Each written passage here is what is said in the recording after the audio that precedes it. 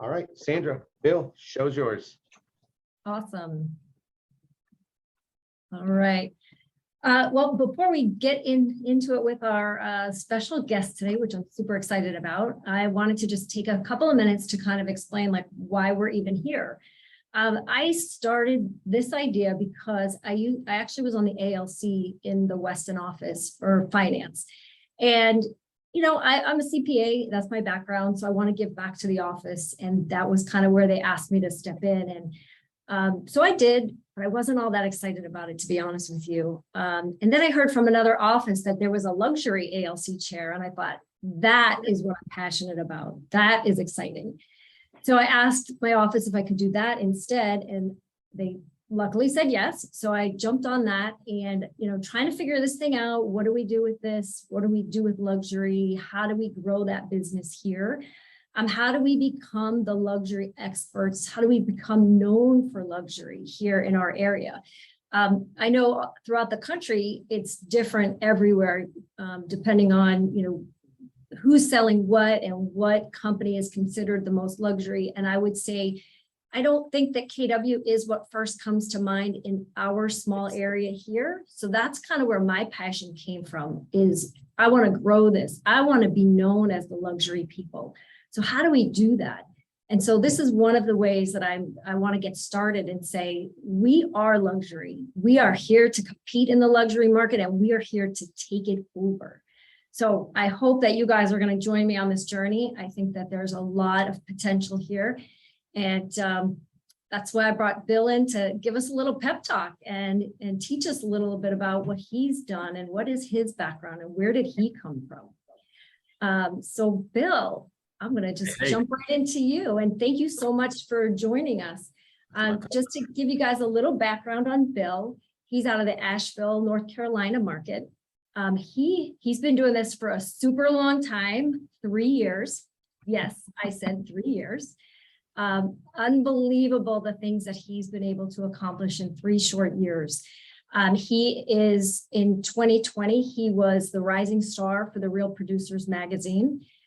This year, or 2021, he was the cover of the Real Producers magazine.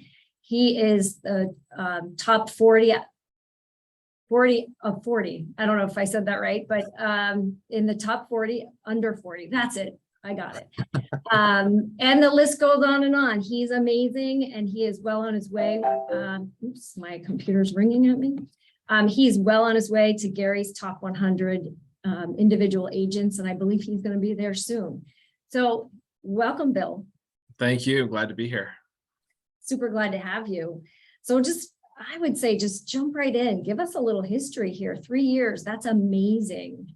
Yep, 3 years. I moved to Asheville September 2nd, 2018. Had zero intentions of doing real estate when I moved here.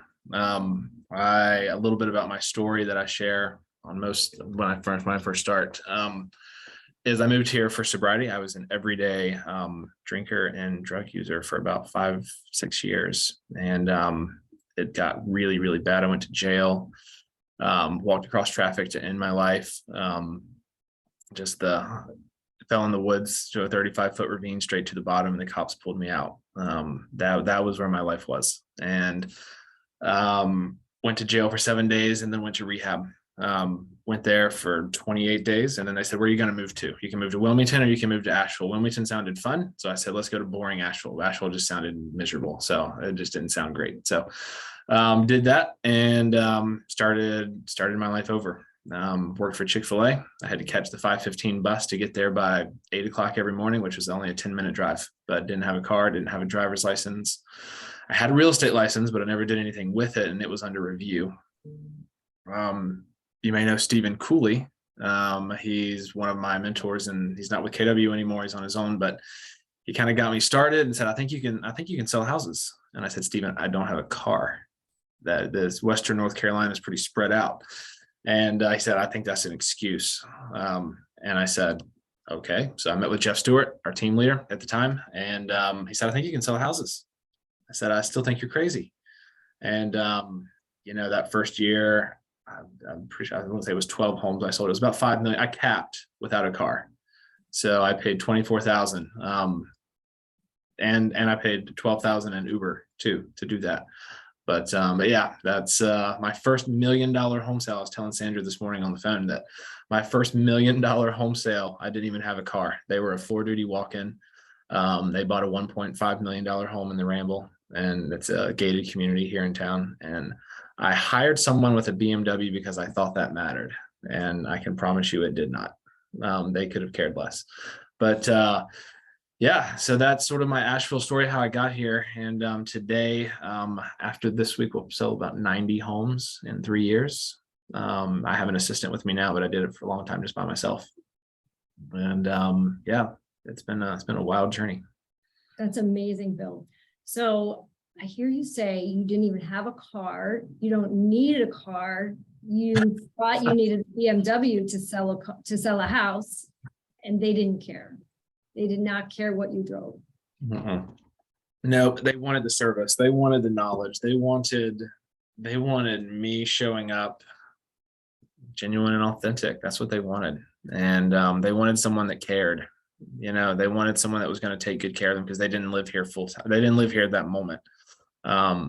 That the service that I then provided them, I mean, I pretty much babysat their house for a year until they moved here. I mean, that was just the level of service that I did. I met with contractors, I met with people, and it was yeah, it was just the things, you know, what you focus on expands. And I really truly believe that you can have reasons or results, and you can't have both. I could have had every reason in the world, and I did, trust me, I did. But the people I surrounded myself around in my circle believed in me more than I believed in myself. And you know, it's definitely been a journey. I love that, Bill. I love that. I often hear from people, I can't do luxury. Look at the car I drive. I can't drive up to a house in this car. I need to get a new car. So what do you say to that? That it is, it's about, they don't, I would say 90% don't care. You know, I have a $10 million listing right now, and it just went under contract, and the folks showing up to see that $10 million listing, you're like, oh, these are going to be like top. No, they weren't. They were showing up in shorts and a t-shirt and a hat. You know, I was overdressed wearing what I wear on a normal everyday basis. So, you know, we get so wrapped up in what we think it's going to be and what it should be, instead of just being ourselves. You know, that's the, now there's some that expect that level. I'm not gonna say there's some that expect it, but on the whole, I've noticed. I mean, I saw a bank account, or I saw a proof of funds for 500 million, and those folks showed up looking like everyday people. So, and they want to be treated like everyday people too. So, you know, my other background that we talked about this morning, I was a golf pro. I've been a PGA professional since 2014. I was at the club at Longview. You know, it was 65,000 initiation to join. You know, you're around the top of the top, and it's just offering that level of service. That's what they want, you know. And if you can provide that, then you got your foot in the door. Awesome. So it's more about the service than it is about the car you're driving. Yes, absolutely, 100%. I love that. Once when they know you care, that's what they want, and you have their best interest at heart, because they're making a massive financial decision. Got it. All right. So tell us, what does a day in your life look like? I know every day is probably a little bit different, but tell us a little bit about what your day looks like now. Yep. So I live wherever it went. Here it is, right here. I live by my bold calendar. I think I have, but yeah, it's pretty structured. I'm still 50-50 listings to buyers. So, and it's by myself. I have an assistant and a transaction coordinator. We are my goal. So I hired a coach early on. And that coach and we worked on, contacts per day. You know, I'm kind of not typical when it comes to my lead gen time, where I focus on 18 contacts a day now. It was 15 early on. I've just narrowed it down to what I need to do. If I get 15 contacts and set at least one appointment, I'm good for the day. On average, I'm probably setting 2 appointments a day. Now whether they fizzle out or pan out, that's what's neither here nor there, but that's my goal. And I tracked it for 90 days when I first started it, and about $6 million for the business came out of just 15 contacts a day. Wow, that's great. So when Yep. you say contacts a day, that's not dials, that's Real actual estate- conversation. Yep. And I'm talking to, it counts as text message, emails back and forth. I count that are real estate conversations related, Okay. Facebook Messenger, phone calls, and face-to-face in person. So a lot of mine is face-to-face in person where, I have special interest groups that I'm in, church, I get a lot from there, and golf. So I set up with that member at the nicest club in town once a quarter. I have him set up with him, myself, and 2 new people that I've never met that are members I of the love that. I love that. that's who I go and play golf with for the quarter. And I get to go meet people in that neighborhood that I probably wouldn't meet otherwise. Very nice.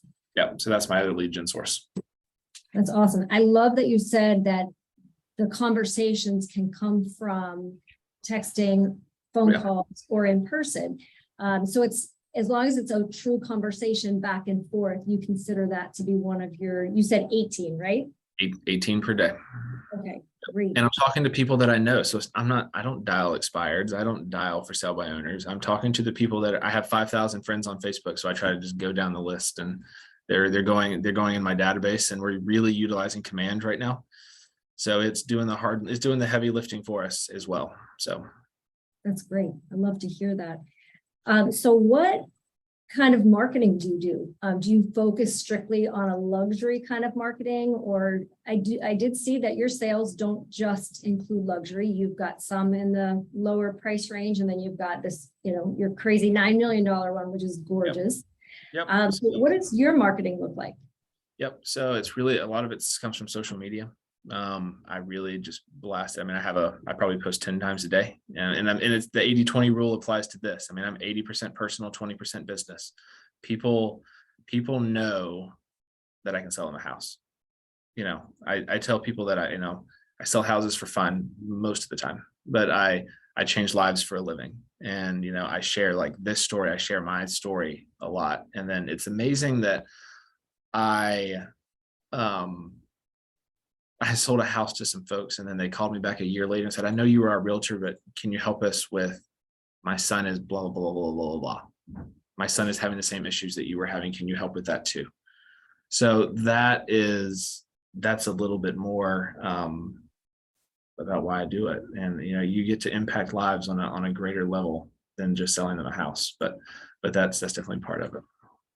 Wow, that's great. And it's refreshing that you're willing to share your story, not just here with us, but also with your clients. And I saw your post on Facebook about your social media.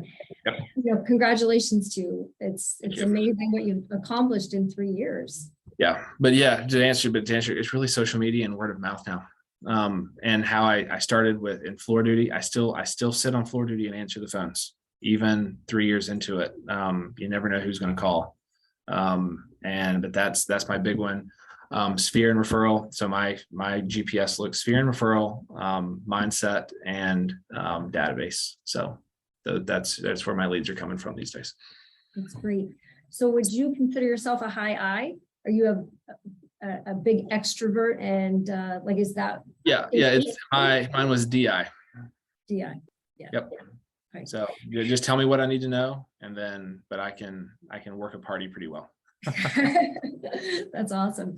And I love your Facebook picture, your main picture where you've got a golf club. So, some of your character just comes right out in that picture. We see the guy behind the picture. We see a fun, a guy who wants to have fun. Yeah. And I think that really shows through. And, it's very personable. Like you feel like you just looking at your picture and your smiling face.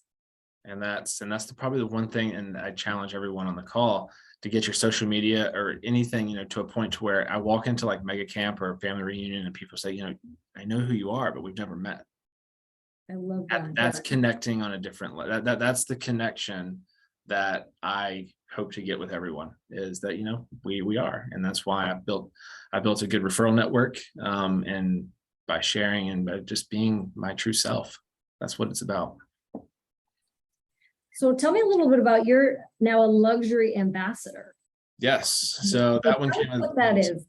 I bet most people on this call don't even know what that is. They've not even heard of it because it's so new. But 3 years in and you're the ambassador. Tell us about that. Yep. So Brady got with me at Spring Masterminds, and he offered me this opportunity. So I had reached out to the Keller Williams luxury kind of ecosystem on Facebook about a year ago. I started as the ALC luxury chair, and there really wasn't a group that got together and talked about how we can grow how we can grow luxury in our market centers. And that's been like you said, it's not your area, just like, I mean, there's competition, for the luxury space. And how can we bring the vision and the brand of up top down to our individual centers? And I created a luxury ALC mastermind that meets once a month, the first Thursday of the month at 5:30. And there's about 40 to 50 of us that get on that call from all over, even Canada and everywhere. So I really just took an initiative to grow. And Brady, I met with Brady and Caroline both, and I said, what do I do in order to get my business off the ground? I bothered them enough to where, I think we're on speed dial now. So, it's what you focus on expands, and that's truly what it is. And Brady said, I want to help you grow your business, and I think this is a good opportunity to do that. And here we are today. So now I get to help other people do what other people helped me do. And that's what it's about for me today, is about giving back. That's great. And we appreciate that. We appreciate you here and on the ALC. I haven't made it to your Thursday calls yet, but I'm going to get there. Yeah, absolutely. You said earlier when we spoke that you really started out with no luxury, and then you decided you were going to be luxury. It wasn't a matter of, you worked your way up to it. You literally said, I'm going to be luxury, and you made it happen. Like, you put it in the universe, and then it became. Yeah, literally. Yeah. Our team leader laughs about it today. He's like, you really put yourself in this space, and you believed it before you even were it. And that's what I did. But I went and toured like all the luxury communities. I planned before I executed, I guess we can call it that. I went and toured all the luxury communities that were in town. That was in 2019. And I'll be darned, in November of 2019, the Gallaghers come into the office, and I knew right where to take them based off of those communities that I went and toured. So I knew where to take them to the Ramble. That's exactly what they wanted. They wanted a gated community in town. They wanted they're kind of, I'd say, cathedral style houses. Theirs is kind of old world theme, but that's what they were looking for. And then they came here, then they left, and then we did it all via FaceTime. So that was it. But planned before I executed, and that was important. So you planned and you learned, you educated yourself on the market, the industry, the neighborhood, so that you were the expert. Even though you'd never sold anything, you were the expert. You knew everything about it. I knew everything about it, absolutely, about each one. And I went and toured the cliffs at Walnut Cove. It's a Jack Nicklaus signature golf course. Then you have the Ramble at Biltmore Forest. So Biltmore Forest is one of the oldest communities in the area. And I went and toured in Biltmore Lakes. That's another one. I sold a lot over there by sheer accident, but I sold it. And it's just going and being a part of, and then you know about it. So then when someone comes, I'm not fumbling on the 1 yard line. I'm actually getting it, and we're going in. I love that. So if you build it, they will come. Absolutely. Yep. And then I put it out, and then I got involved in the Facebook group. So for the earned in agents on this call, I highly recommend getting involved in the Facebook group. It is, even if you're just posting a question once a week and getting interaction, people are getting to know you. And that's just what I did. And then I provided value. So I provided that luxury ALC call that everyone comes on, and Brady is a part of. I conned him into joining me. So you provide value to people, and then that's how I got that momentum. How do you let people know what value you have? people don't necessarily know you, but you're trying to get business. How are you getting that message out besides social media? Is there other avenues as well? That's probably my biggest one right now. In person, the sphere. So that value that I provide to those past clients, now they're telling their friends, and there's where the Gallaghers have sent me 3 friends since then. So wow, Bill gave us this service, and he's literally, they have a house in Telluride, Colorado, and I watched their house for 3 months, even while they leave. So, who's going to do that? Now, they even said not many agents are going to do that for us, even after the fact. So, and then they just sent me their son, who's going under contract on a $6 million home. So it all just, I just go the extra mile, and there's not many people on that road. So. Right. So it's the detail and the complete package that you're giving people. It doesn't start and end with real estate. Real estate is just part of what you're doing. You're really giving them a full service from start to finish. And 10 years later, you'll still be probably with those same clients, giving them that same level of service, even if they're not selling something. Absolutely. And as a result of that, you're getting referrals from people still in their sphere, which luxury people tend to have friends in luxury, right? Absolutely. So it's now growing very organically. Now it is, yes, yeah, and it took some time. I mean, this wasn't something that happened overnight. This was something that here we are 3 years later, and it's finally coming to fruition. Here we are. And it's still growing. I'm not where I want to be, but I'm closer to where I'm closer. And it's getting bigger and it's getting better. But yeah, like you said, all price points. And luxury, Brady says it best. Luxury is not a price point, but it's an experience. Those folks, I don't care, the $14,000 lot that I sold this year, she gets the same experience that some of these other folks over here that are the $10 million sellers get too.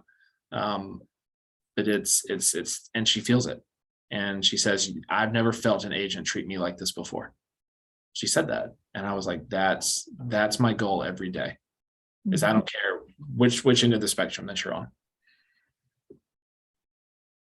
That's great. And do you do like gifting throughout your process or throughout the transaction? Do you do any special gifts or anything like that? So migrating into that now. That's the surprise and delight. So with homes going, like this home went under contract in 81 days. So you don't have a whole lot of time per se. And it's closing in 45. So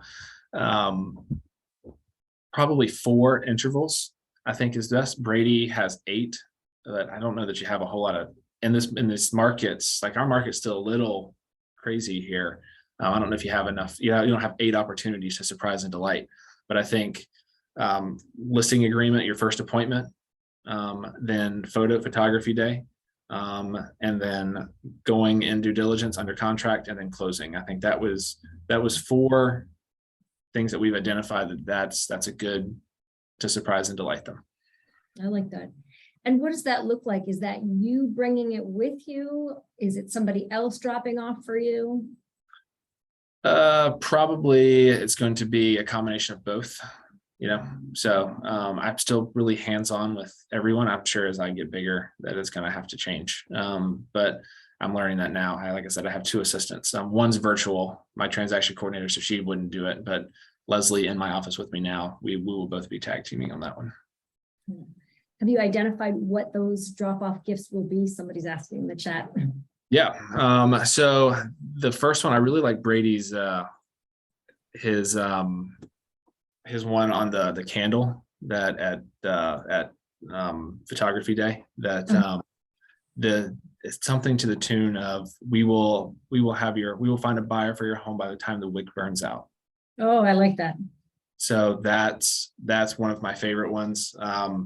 And they offer a book, that the one thing, at the listing presentation, and they say our one thing is to find a buyer for your home. Here's a book that talks about what we're going to do for you. We're going to focus on our one thing, which is to sell your home and net you the most amount of money in the shortest amount of time with the least amount of hassle, something to that extent. And then the last 2, so I like that closing gift. I kind of make it special to the person right now. So like I've got one coming up. It's going to be an Airbnb, and they're getting a wood fired plaque with their name on it.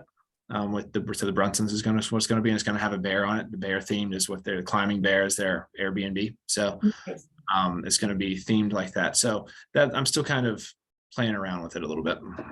Okay. So that sounds like some great ideas though. Yeah. But the candle one is probably my favorite. I think people will really like that one.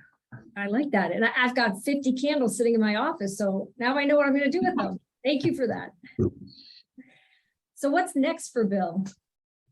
Yeah, so it's still growing. I mean, if you look on my board, I mean, we're still going crazy here. And this is my busy quarter. So the end of the one right after school goes back. I'm probably going to hire another assistant. Probably. I don't really want to get a team.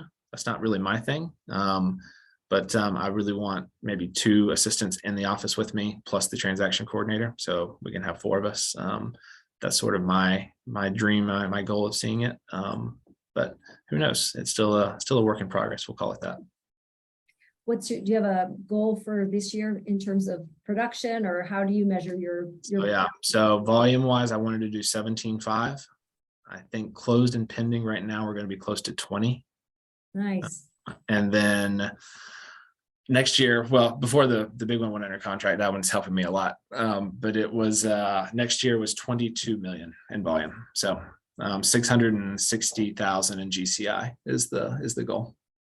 Nice. And again, everybody keep in mind, this is year 3. We're on year 3 here. This isn't year 20 or 25. This is year 3. Somebody who was coming from literally no car. I could fit everything I owned into a suitcase. Yeah, and then I conned my Uber driver into marrying me. So she drove me around. She's the most expensive Uber ride I ever took. But she's then we have a son. We have a 6-month-old. So you asked me what's next. That is what's next. He's walking and he's crawling right now. So trying to baby proof the house. That's my next adventure. And we're building. So we own 1 house right now that's going to become an investment property. So now it's kind of thinking bigger on that scale. So we're building another house right now in the same neighborhood. DR Horton is building our homes. So I like them because I get a lot of equity once I close on them a year later. And I got in sort of at the ground floor when they first got here. So I could turn around in a year and make 100+ on my townhouse, but we're gonna keep that as a rental. It'll rent for probably $3,000 a month, and then we're building a single family home, and then we're gonna turn around and sell both. And then her dream is to live in the Ramble. So our dream, both of us. So we are going to. That's our 5 to 10 year goal is to buy a house in the Ramble. So building wealth through real estate, and then making dreams come true. So that's our goal. That's great. I know that was the big theme at Mega Camp this year, right? It's wealth building. It's not just about what are you making this year and your profit. It's about wealth building and having multiple streams of income. And it sounds like you are well on your way to having all that in place. Yeah, that was my why used to be that I just didn't want to be in the same spot that I was 4 years ago. And I came here with like negative $150 in my bank account. I had overdrafted and spent it all, and I didn't want to be in that position ever again. And I've done what I needed to do in order to not make that happen. So it was I was the first one at the office in the morning and the last one to leave for a long time. And I still probably that on most days, but I definitely was that. So I see my 5-year goal. My 5-year goal was to be on stage with Gary Keller. So we're close. I'll say that. Are there specific things about a luxury property as an agent new to the area needs to know? Don't go. So my advice, and I tell everyone in this office here, and especially we're trying to elevate Keller Williams luxury in your office, in our office, yours, everywhere.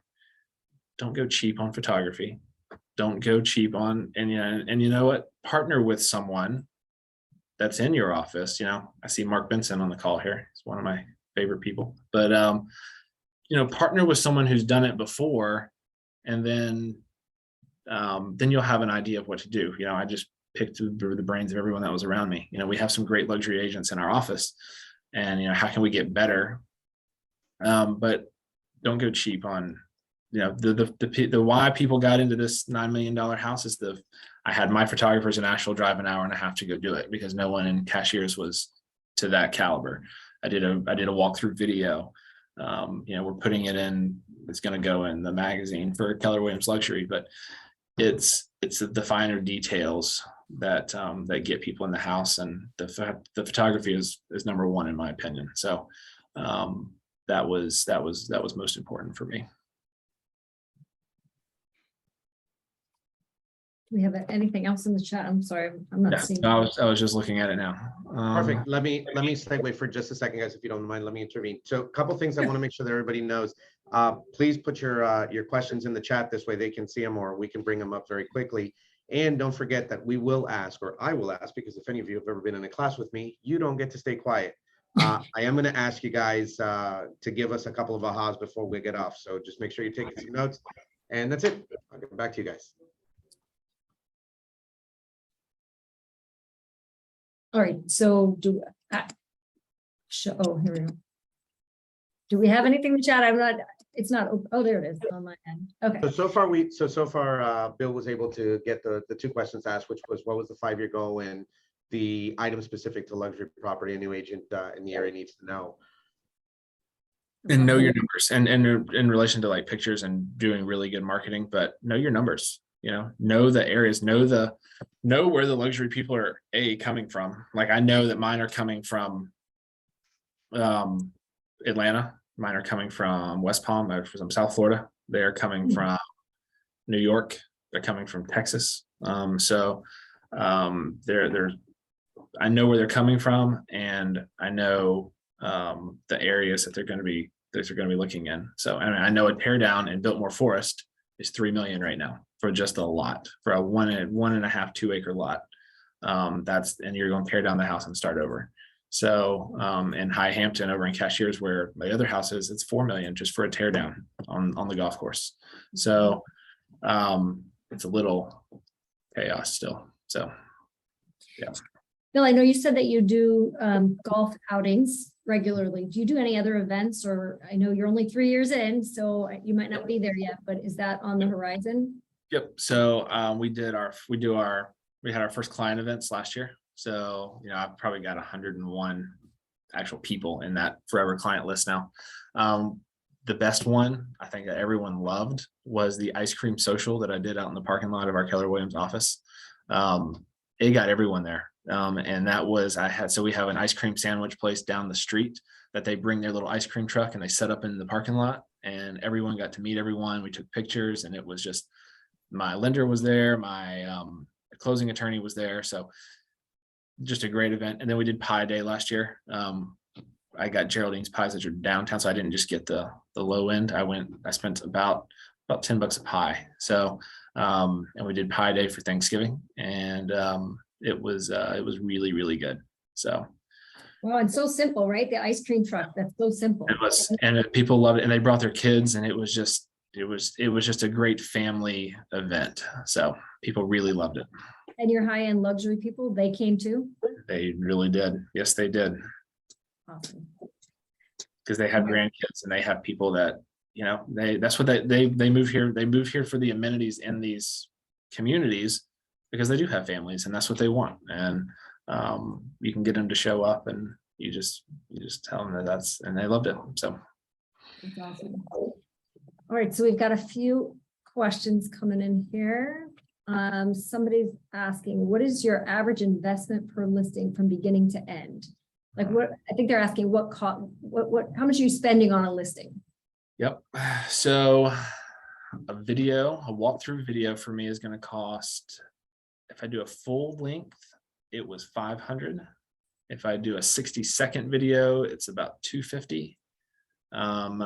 Photos are costing me, I spend a lot on them. So anywhere from 300 to 500, depending on how many I get and the size of the property. And then we have to get it measured here. So I get it professionally measured. That's an additional 150. And then it's going to cost $1,000 to put it in one page ad in the Keller Williams Luxury Magazine for that house. So all in total for, let's say, that $10 million house, it's probably going to be about $4 to $5 grand. It's a good payoff. It's a good payoff. Oh yeah, I'm paying that. It was on well a worth it. regular, on a $450,000 home, $500,000 home, which, in some 700 is the bare minimum for luxury in all of our market centers, but probably 1,600 is probably my average spend. So that's my probably 12 to 1,600. Okay, thank you. Let's see. Your past client stated that you made her feel special. Besides your 4 intervals, what do you think you do differently than other agents to provide that service? Yeah, I just show up, honestly. Most agents just don't show up. I mean, if you do, 90% just don't do what they're supposed to do. And that's what she felt. She was one that had worked with other agents in the past, and they either didn't return her phone call. There's what you can do is answer your phone. That's number one. And I'm getting better at not answering the phone at 9 o'clock at night, but I still will answer the phone at 9 o'clock at night. And most people don't do that. I'm doing what other people don't do. But it's just showing up for, and answering the questions and going above and beyond. Like, we had the $20,000 lot that she had was one of the hardest deals I've had this year, and I didn't give up on her. And she about gave up 3 times. And I said, no, I think we can get it figured out. And, I'm working with the attorney. I'm going above and beyond, even on that lot, that she didn't expect. So exceeding their expectations is what I do very well. Love that. Love that. Okay, let's see. When you started, your focus was 15 contacts per day. Is that new contacts or calling existing database? If existing, do you ever run out of people to call? I love that. Yep. So if you were a real estate conversation for the day, I counted it. Whether I talked to you yesterday, today, it didn't, and that was irrelevant to me. I did, however, so now that COVID's kind of going away, we'll call it that. I think we can kind of get back to this. I didn't have contacts at first. I didn't know anyone. I moved to this town and didn't know a soul. So it was getting back to, I went and partnered with my lender, went to the coffee shop downtown Asheville, High Five Coffee, from 8:30 to 10 at their busiest time, and paid for everyone's coffee. All they had to do was take my business card and have a real estate conversation with me. Or I really didn't have to do that. I just said, thank you for being a valuable member of the community. And then it was less confrontational for them, but they went out of that coffee shop saying, Bill DeVore just bought me a cup of coffee. So that was, and then sharing the KW app. That was also what I did. So download my app, and I utilize the app. I utilize the website. I mean, I utilize everything that KW has to offer. So that was the big one for me. But going there and buying, I mean, I probably met 75 people in that hour and a half. So if you need people to meet, there's a good idea. All right. I remember once we did a bold 100, and they were at Target and Home Depot, and yeah, so that's great. I mean, the coffee shop's a much better place to meet people, I think. Yeah, Awesome. absolutely. All right, let's see. Do we have anything else? I think that's all the questions that we have. We have some ahas in here. Oh, we might have. Sandra, let me ask this one that just came in. Yeah. Pamela asks, how do you leverage your admins to grow your business? Yep. So she's actually sitting over here now doing work, listening, but she has really taken on the database portion. Like, she's growing the smart plans. She's getting everyone in there that needs to be in there. She's doing I did a Facebook ad campaign. We spent $25. We got 36 leads, and we're in conversation with probably 8 of them right now that are looking to buy. So it's all about those follow-up plans, and that's what she's doing. She's writing, she writes contracts for me. She does all the paperwork, the listing. She's licensed as well. That helps. So she's doing all the listing paperwork. She's doing the stuff that I'm better at being in front of people. I'm better at setting appointments. I'm better at doing this. I'm not good at just typing away at a listing agreement. Like, that's not my thing. And that's where I'm utilizing her. She's showing houses for me too. You know, it's not always in my best interest to be out and showing 4 houses for the day. And that's where she can come in and do that. Nice. Mark, is there one strategy you have found that has netted you the most luxury business for the time and investment that you made? Yes, I would say the time that I've invested in that group on the ALC luxury chairs, that you know, we get up, we do that monthly, that I have met a lot of the luxury sphere in the area and across the United States. It is being a part of those groups. It's really utilizing the KW luxury ecosystem. And you know, that was where this listing came from. It was a KW luxury referral. So that's important. And then getting in, and Brady helped me get it. So, you know, it was a tag team effort, but we really utilizing that is what I haven't spent a lot of money per se, but I've spent a lot of time, and that time is paying off. So I like the way you qualified that. Not money, but time. uh-huh. It's the personal connection and Yep. interacting with people that you can learn from and receive referrals from, and you know, learn how to grow your business. Yeah, absolutely. It's great. Somebody asked, do you do any farming of luxury areas, like postcards, newsletters, things like that? No, because I don't, because I've seen what I do when I'm there at their house, when I'm with the Gallaghers at their house, and they get Sotheby's and Beverly Hanks and all these other postcards. Where do they go? They go right in the garbage. So I have found it better to just call the sphere that are here, you know. So the ones that are in Tampa, so my sellers on the big house are in Tampa, and you know, I've just built that relationship with them, with all three. There's 3 siblings. And I've just built that relationship. I've built a relationship with the Gallaghers, with the folks that bought in the Cliffs. And, you know, they know when they have a friend ready that they know who to call. And I just check in on them, and I keep up with them. And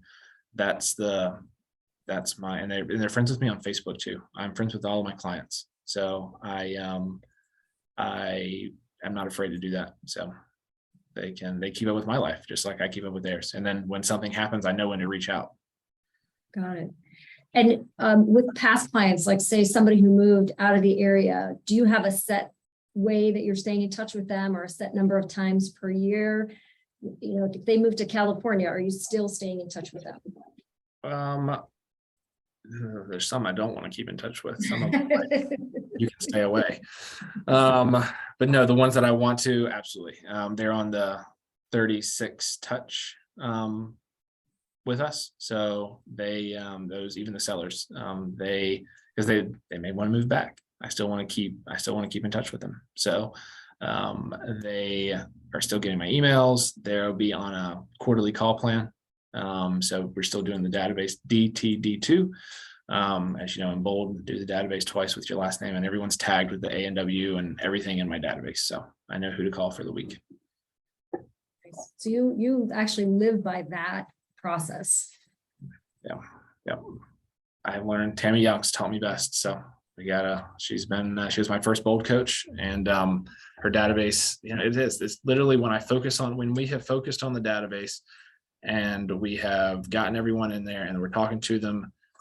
We just put a $600,000 listing on the market from folks that bought it last year, and they just want to move closer to Asheville. So now we sold them last year, and now they're coming and buying their forever home closer into town. So there's two units right there that come just from a monthly neighborhood nurture, and they didn't forget about me. So Well, it that's sounds to me like you've gotten rid of that drunk monkey on your shoulder. You're not afraid of anything. You're not telling yourself crazy stories that, oh, they're not ready to sell or they're not going to sell because they just bought. Like, you're open to everything and you're prepared for when that happens, that they want to move in a year, you're there and you've stayed in touch. yeah, absolutely. That's what's most important. That's great. It Someone looks asked like- what's the 36 touch? Did you train? Did all this come natural to me? No. I went to script practice. I learned how to talk to people. I learned, my listing presentation just got better the more I did it. I'm sure some of them lasted like an hour and a half. Now they last maybe 30 minutes. I talked a lot. The less talking, ask better questions. And ask a lot of questions and get them talking, walk into their house and say, when a buyer walks into this house, what do you want them to see first? And what do you think is going to be the selling point? Start there, because then you're going to get them talking. Once you can get them talking, you can get them signing. And then, I had to train myself, I didn't know what I didn't know. I didn't know. I was like, they don't want to talk to me. I don't have a car. I don't have anything. I'm going to fail. And that was a bad mindset, and you get out and do it more often. And I joined Op City, so I was getting at least some phone calls early on too. And it was, I'm sure I screwed up those too, and I still screw up today, but we fail forward. And that's the one thing that I love about KW and I love about Gary is we're going to fail. I think I tried to be too perfect early on. Like I would plan before I had Inspire. I had Land Voice. This is my story on that is I had Land Voice, and I would plan before I even picked up the phone. Pick up the dang phone and make the calls. And I plan on everything that they were going to say. And you know what? They didn't say anything that I planned for. That was it. And it was like, this is crazy. Like, so I was like, and I thought I had to know all the answers. You don't have to know all the answers. You have to be able to find all the answers. There's what it is. There's the mindset shift is when you say, okay, I don't know, but I know someone who does, and I will get that answer for you. I say that more times now than not. And they're like, okay. You're thinking, oh, they're going to be mad because I don't know. No, that's not the case. And then, but getting out of my comfort zone is practicing. Jeff, I just saw him walk past my door. He was scary in scripts. If you know Jeff Stewart, he's intense. And he would call you out. He would call you're scripting right now. And, you just get out of your comfort zone and you get better and you learn how to do it. And then I had 5 script partners. So I had Olivia Cooley. I had a couple of others. I think I had 3 or 4 a week. And then I switched them up and we would do a 5-minute phone call. We would call each other like she would do one, I would do one. And then we would give each other feedback. And she would give me some really hard objections and I would just learn. And the objections that she was getting and the objections that I was getting, we were going back and forth with each other. And that was how I learned best, is by, again, like how I do with my luxury business, prepare before you execute. Mm-hmm. I'd rather practice on you guys than someone, Mr. and Mrs. Smith out in the world. So that was the biggest takeaway that I took from that. Nice. How did you find your script partners? I posted out in the referral groups on Facebook. So if you're not in the referral groups on Facebook, there's your other thing, is just join. I tell people, you may not get the first couple, but keep putting your name on the list and someone's gonna give you an opportunity. But I just posted out. I said, who's interested? And I posted it in bold too. I think that's where I posted it, in the bold group. And who's interested in learning, who's interested in scripting? And goodness, you will get 20 people that will say, let's start script practicing. Right. And you're doing it over the phone. You're not doing it in person. Over the phone. Yeah. Awesome. And I had it set up for we'd have a call, and it was that simple. Okay. Tell us a little bit about your calendar, like your time blocking. That it sounds to me like you do a really good job of guarding your time and keeping things on schedule. Tell us a little bit about how you do that. Yeah, so it's getting better. It's I've lived by this year, and like I said, I mean it's booked solid till 5 o'clock tonight. But it is, and then I time block on Sundays, so I do it one day a week. I sit down and I say, okay, here's what I want. These are the non-negotiables that go on there first, and then everything else is scheduled around that. So church is a non-negotiable. I don't miss that. I don't miss some of the meetings that I go to. I don't miss, whatever it may be. I have classes coming. I got Jane Rivers I'm going to for a quad for something coming up next week, and then we got the luxury symposium. So those things that are musts go on the calendar, and everything else gets scheduled around that. I don't schedule appointments and then I miss church. That's not what I want to do. That's not important to me. Got it. So Sunday night is the time, and you plan it out. I plan it out, and then hopefully it works out. But everything we pivot and adjust. So yeah, best laid plans, right? But hey, at least you're starting from somewhere, so you have some structure to your schedule, and you're more in control of it than the clients and the whims of everybody else. Like you're trying to fit them into the buckets that you've created. Absolutely. And I said, here's my first available time. And then, everyone's thinking, well, I have to move my schedule around. They're like, does your doctor move around his schedule for you? No, he doesn't. So here's the times that I have available, 4, 8, and then I got 2 o'clock tomorrow. Which one of those best fits your schedule? Great. Let's do 2 o'clock tomorrow. That fits us both. So I can see you in. If it changes, let me know. So that's kind of how it works. Awesome. So it's the way you're presenting it that makes it work. Yeah. I love it. Okay.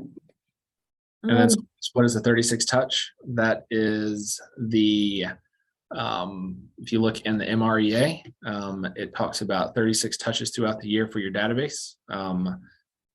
12, they get a monthly neighborhood nurture. So there's 12 touches right there. 2 are client events, 4 are promotional items. So it really is how you want to work it. But at 36 touches, they're hearing from you 36 times a year through text, email, phone calls, client events, however that works.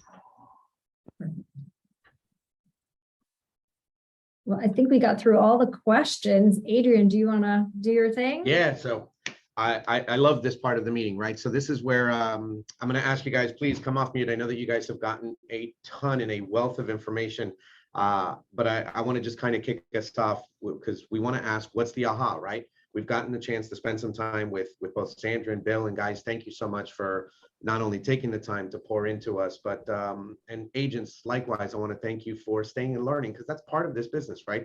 Changes all the time. There's great strategies you can do and implement.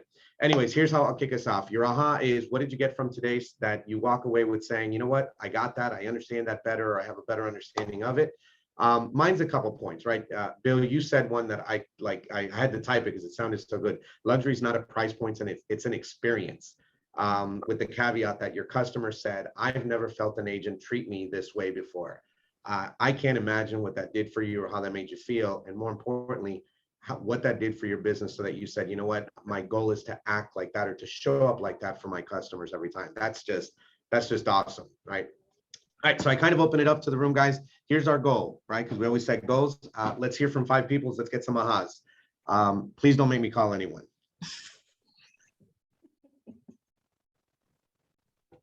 Natalia, you're off mute. Go for it.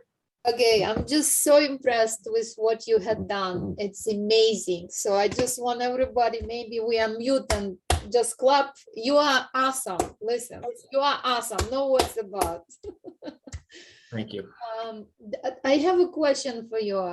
There is a very good friend of ours who is struggling with drugs. And he was very successful, very kind. What rehab center did you go that in? Would you recommend that? Yep. I'll put it in the chat. It's called Hope Valley, and it's in Dobson, North Carolina. Okay, I appreciate that. And can we all have your phone number or email for referrals? Yep, and it's in the chat. I saw it there. Okay, perfect. I see. Yep. Absolutely. Thank you. Let's go 3 or 4 more. You guys got a lot. There's plenty of you on the call. There's over 34 of you were on this call. Okay, I can go. Go for it, Tracy. Thank you. All right. So I actually just joined last week. So for me, just knowing that I don't necessarily have to stay in one area, it's a bit more flexible. It's very comforting to know. Most of the things that were said are very encouraging and makes everything seem a little bit easier, but I'm sure it involves a lot more work. But, if you're willing to put the work in, I'm sure, it would be very rewarding. So it's just very comforting, to know that there's a lot of help where it might be needed. Partnering with a luxury agent, and also not being too cheap on the photography was a very good thing for me to know, because, thinking you're trying to go on a low budget to try and get this done, obviously, it's not necessarily going to work. And joining, different platforms like OpCity, you had mentioned, I did hear about them. So I think that was a really good point.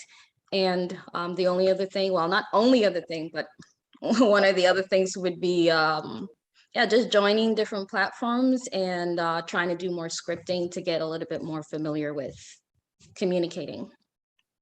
Love it, Tracy. I love that you got that. Don't cheap out on the product, right? Or don't skimp out on the value of the product. Love that. Right, exactly. Love it. Thanks for sharing. You're welcome. Thank you. All right, we got two more. We got time for two more. Let's go. I'll go. Hey, Tatiana. Hi, I just want to say, Bill, you are absolutely amazing. And it was very, very encouraging just to hear you speak. And I just want to thank you for your time, because you seem like a very busy person. But I've heard the term before, fail forward, but I actually heard it different today. So I want to thank you for actually saying it. And also, saying pick up the phone and make calls. And, you try to plan and you try to be perfect, but you're not. And what also stuck out for me is you're not going to have all the answers, but you can find all the answers. Oh my gosh, that stuck out so much. So I just want to thank you. That was a great takeaway for me. God bless you and your family. Love that. Give me one more, guys. Thank you for sharing, Tatiana. Bill, you know what while we get our last aha, what I enjoyed the most about what Tatiana said is that there's got to be a willingness of and this is a relationship building business, right? And we've got to be willing to be vulnerable to some degree. And you put it out there pretty fast, and I was like, oh my gosh, wow, he was not only willing to be vulnerable, but to express that we're imperfect and that we may have mistakes, and more importantly, that be okay with that, right? And your customer will see through that and appreciate that for what it is that you're a real human being, and that you're going to show up that way, and that's awesome. Yeah, absolutely. All right, give me one last aha so we can wrap us up, guys. Hey, There you go, Tony. Good morning.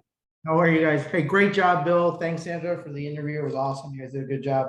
I really enjoyed how you have those intervals set for the gift giving, but that kind of leads me to a question. If you said you're giving a gift, I'm signing the listing agreement.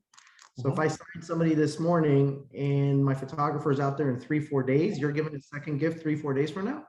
Yep. So they get that gift is with tissue paper and a nice candle. That's actually the candle. That's the second one. And people I have learned, they love opening gifts. So they're not going to turn you down on another gift. So Got it. So you're not just trying to spread it out like, okay, perfect. I guess that was the cheap side of me trying to kind of skim on gifts, but got it. Bill, do they get the gift if they don't sign? I don't know. I'm still working on that one. So we'll see. We'll see. Got it. Love it. Well, Sandra, Bill, one more time, I want to thank you guys so much for putting this together. And I just want to close this out with my last aha, right? Guys, if you do what every other agent does, then you're going to have and achieve the results that every other agent has. If you want the results no other agent has, do the things that no other agent has. I'm sorry, that no other agent does. There I go. Imperfect. Guys, again, appreciate your time. We want to respect your time. We're out. If there's nothing else, guys, thanks so much for staying with us. This was awesome. Thank you, everybody. And thank you, Bill. I really appreciate you joining us. Thank you. It's my pleasure. Thank you. All right. Take care.